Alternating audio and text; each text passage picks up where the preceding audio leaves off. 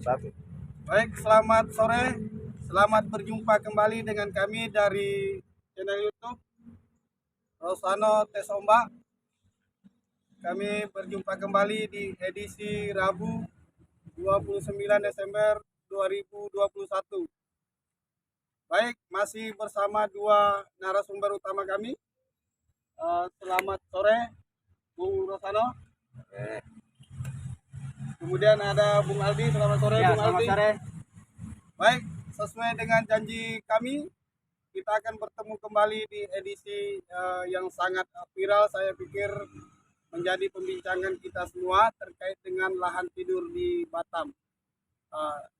Di edisi pertama, kami sudah berbincang jauh terkait dengan ketersediaan lahan dan bagaimana dunia investasi di Batam. Nah, untuk kelanjutan kita akan minta tanggapan dari dua narasumber kami. Pertama, Bung Rosana dulu atau siapa nih? Boleh, saya dulu lah. Bung Rosana dulu yang akan memulai. Pasca apa kita kemarin, podcast kemarin, apa kira-kira Bung Rosana yang ingin disampaikan? Ya, Assalamualaikum warahmatullahi wabarakatuh. Salam sejahtera buat kita semua. Tentunya saya ingin menyampaikan bahwa baru kita memperingati hari jadi Kota Batam yang ke berapa? 192 tahun. Kemudian ini di ujung tahun 2021 kita berharap BP Batam juga dan pemerintah Kota Batam di bawah satu komando eksekutif tetap berjalan dengan baik sesuai keinginan pemerintah dan keinginan masyarakat Kota Batam juga untuk demi memajukan investasi di Kota Batam. Untuk itu kita bertemu lagi sesuai janji kita bahwa kita akan mengupas terkait permasalahan lahan yang ada di Kota Batam. Saya berterima kasih Kru Rosano Tes Ombak menggiring kita berada di salah satu lokasi Pak Amir ya. Ya, Salah satu lokasi yang selama ini kita tahu sudah berpuluh tahun di Batam tidak pernah dibangun. Tentunya pendapat saya adalah bahwa lahan yang kita berdiri duduk sekarang ini berdiskusi Pak Ali, Ya. Pak Amir, inilah lahan yang harus segera dituntaskan oleh BP Batam. Ini salah satu contoh dari sekian banyak lahan yang tidak dibangun oleh pemerintah Kota Batam, dalam hal ini BP Batam. Karena BP Batam adalah kepanjangan tangan pemerintah pusat juga, langsung di bawah kepemimpinan ex officio Kepala BP Batam dan juga sebagai Wali Kota Batam. Nah, untuk menindaklanjuti permasalahan lahan tidur ini Pak, saya kira ini banyak dan berat tantangan buat BP Batam. Kenapa? Bukan sekedar untuk menarik satu lahan, misalkan lahan yang kita tempati sekarang ini, bukan cuma untuk menarik segampang mudah itu, tapi tentunya banyak campur tangan. Kita tahu di Batam ini terlalu banyak yang berbintang-bintang, sampai bintang 7 pun banyak di Batam ini, dan juga berpengaruh untuk memajukan investasi di Batam. Untuk itu saya mungkin dengan Pak Aldi, semua kita sebagai kontrol sosial dan juga pengamat publik, kita berharap BP Batam segera menarik lahan-lahan yang tidak dibangun yang sudah tidak sesuai dengan perjanjian waktu pemberian lahan tersebut. Nah, inilah salah satu contoh lahan dari sekian banyak lahan yang bermasalah. Kita ambil contoh kemarin awal bulan Desember kita podcast masalah lahan ini. Setelah podcast kita minta BP Batam tegas, bertindak tegas mencari semua lahan. Akhirnya kita lihat di seberang jalan sana, mulai alat Masjid Raya itu ke arah ke Sungai Panas, sudah mulai orang pasang-pasang seng. Sudah ada dampaknya mulai ya. pasang-pasang seng. Kami tidak mau seperti itu. Dan juga pasang seng ini kan kita nggak harapkan itu sengnya dipasang, dirapikan, rumputnya dipangkas, bukan itu yang kami harap. Yang kami harapkan itu sesuai keinginan peraturan pemerintah, peraturan presiden juga, dan juga peraturan undang-undangan, segeralah dibangun. Jangan cuma pagar seng. Ini kalau buktinya pagar seng ini kan sudah kelamaan. Ya, sudah ada 20 tahun ini pagar seng ini yang kita Sudah lihat. 30 tahun, Pak. 30 tahun ya? Ya. Apalagi lahan ini, mohon maaf, kami duduk di sini. Nah, itu kantor BP Batam ini kan tidak bagus dia punya penampakannya. Juga gedung yang di sebelah itu, Jiwasraya belum, Jasa Harja nggak dibangun-bangun, nggak selesai ya. Ini juga dituntaskan lah kan itu. Jadi keadaan kita di sini berdua sama host, ya mungkin saya pengantar itu dulu. Mungkin lebih kurangnya saya kembalikan ke host nanti. Baik, terima kasih Bu Rosano sudah kita tangkap apa poinnya bahwa ada perubahan dari podcast pertama, tetapi sebenarnya perubahan itu belum sesuai dengan keinginan ataupun sesuai dengan aturan main yang ada, karena hanya dipagar ini ya, dirapikan ya, Ya, dirapikan. tapi ternyata tidak segera dibangun. Bung Aldi, gimana kira-kira Bung Aldi menanggapi hal ini? Ya, terima kasih Bung Amir. Terima kasih Bung R. Bung R ya. Ya, Bung R. Bung R. Oke, para pemirsa Rosana Sompak, kita saat ini berada di tengah-tengah lahan yang barangkali sejak berdirinya BP Batam atau sejak lahan ini dialokasikan kepada pemilik lahan sampai saat ini tidak dibangun. Nah, artinya di sini setahu saya Bung Rosano, bahwa ada namanya izin prinsip. Di dalam aturan situ ada perjanjian antara pihak kedua ke pihak ketiga.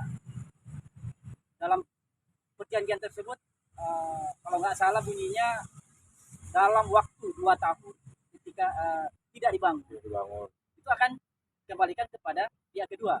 Jadi BP Batam mengalihkan dengan tentu ada perjanjian. Nah, itu barangkali salah satu yang harus dibahas dalam acara ini. Dan ini juga bagaimana investor tidak membiarkan lahan-lahan yang ada yang mengatakan lahan tidur, ada yang mengatakan lahan terlantar, atau ada yang mengatakan lahan kosong. Nah, ini antara pihak BP Batam, pihak pengusaha atau investor itu segera berkoordinasi agar lahan-lahan kalau bisa diselesaikan. Begitu Bang.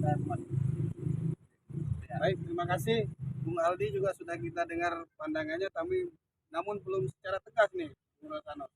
Sebenarnya seperti apa sih harusnya sikap dari BP Batam ini? Saya kira BP Batam harus tegas. Pertama, mereka apa? punya perangkat aturan dan undang-undang.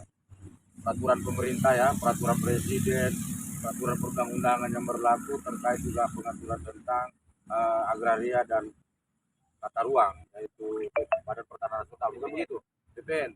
Nah, Kepres ada, Kepres 73 juga ada tentang memperkuat lahan-lahan yang nggak digunakan, yang sudah lama nggak dibangun, segera ditarik. Itu masih otorita Batam saat itu. Nah, sekarang kan kita kembalikan kepada pihak BP Batam, dan kita, pendapat saya, BP Batam ini masih toleransi sebenarnya.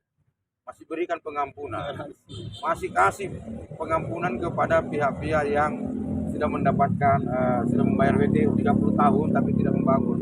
Itu berjalan sampai hari ini kita duduk. Nah, mungkin harus ada kajian lebih komprehensif lagi ke depan supaya BP Batam sudah waktunya untuk bertindak tegas. Saya harap tidak ada pandang bulu lagi, karena semua kan harus ikut aturan main. Nah, kita memahami bahwa investasi yang mereka udah tanam misalkan dengan wajib tahunan 30 tahun bayar WTO, tapi berjanji yang sampaikan tadi dengan Bang Aldi bahwa di izin prinsip 2 tahun tidak membangun, secara otomatis lahan tersebut kembali ke pihak BP Batam saat ini kan, atau otoritas saat itu. Kira-kira sebagai langkah awal apa yang harus dilakukan BP Batam? Harus pendataan habis-habisan. Nah, ini kita bicara kalau mau berduduk satu meja, pihak BP Batam akan memanggil seluruh pemegang HPL mau membangun tidak. Misalkan dikasih solusi pengampunan lagi, dikasih jangka waktu misalkan 3 bulan atau 1 bulan. Ya mungkin dari pihak BP Batam sendiri yang buat aturan itu, yang tentunya mengikuti undang-undang yang berlaku. Kebijakan apa yang diambil, antara 3 bulan, 2 bulan, terserah.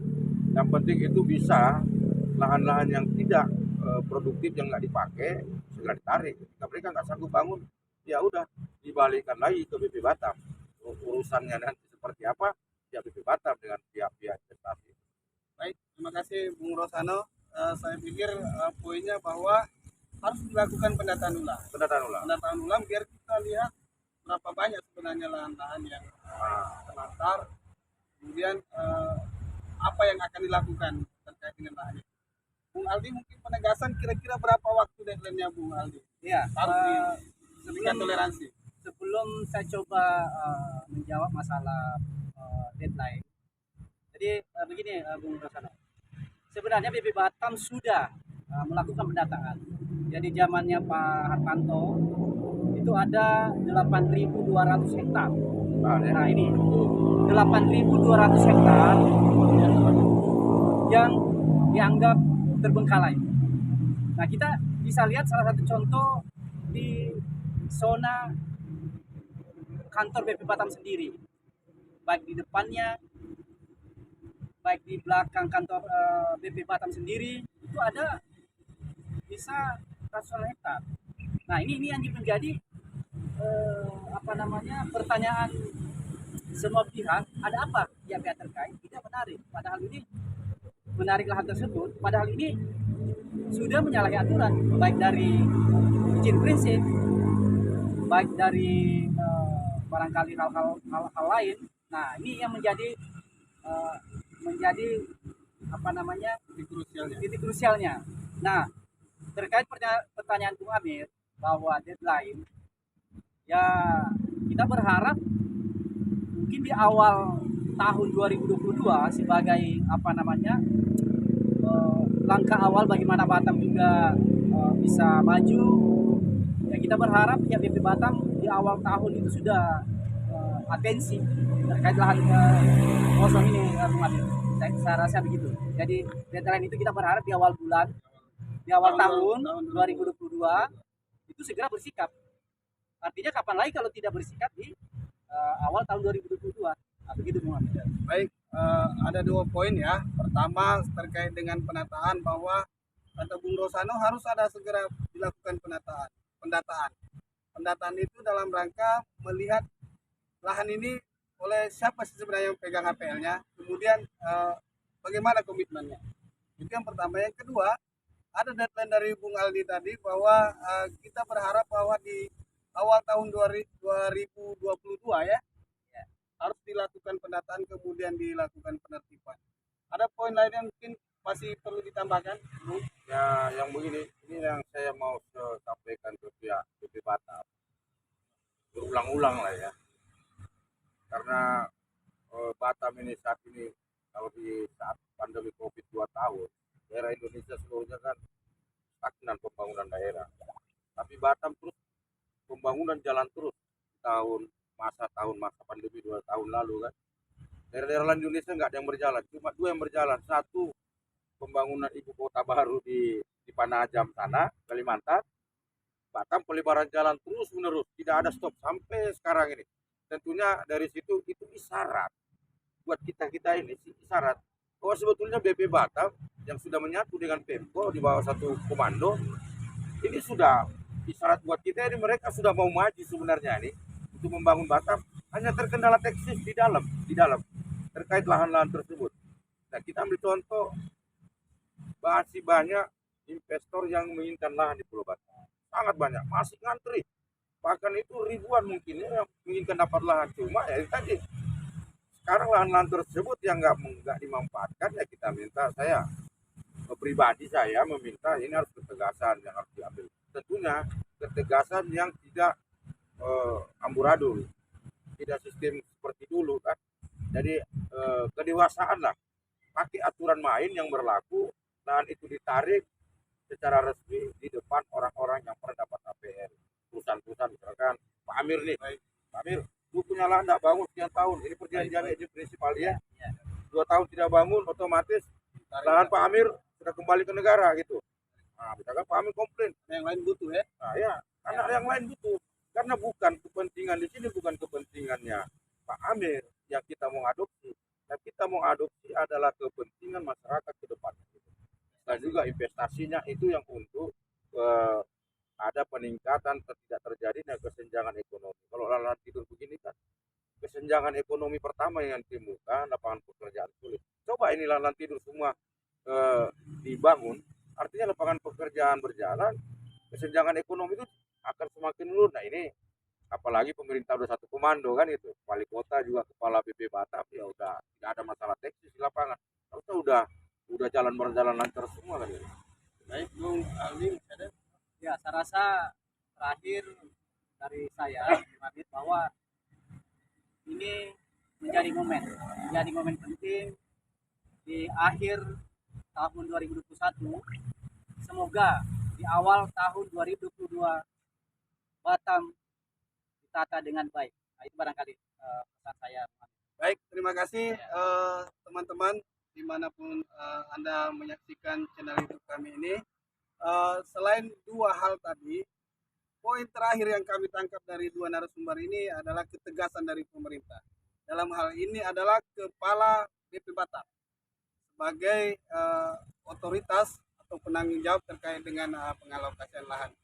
Baik, mungkin itu dulu yang kami bisa diskusikan pada kesempatan ini, dan kita akan berjumpa kembali dalam kesempatan selanjutnya. Tambahin.